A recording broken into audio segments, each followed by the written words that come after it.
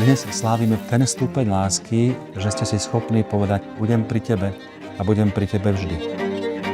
Prvýkrát mi o Tomášovi povedala, že má nového kamaráta na motorku.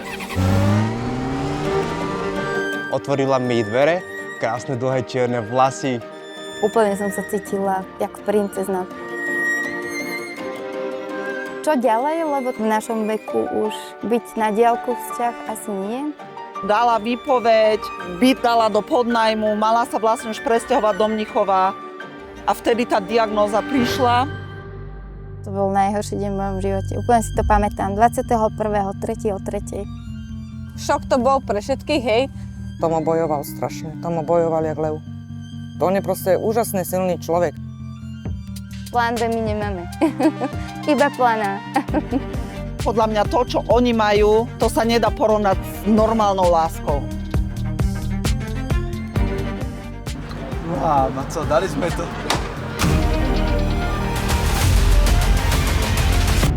Aj keď to boli ťažké časy, ale dali sme to spolu. Boli, ale dali sme to bravúrne.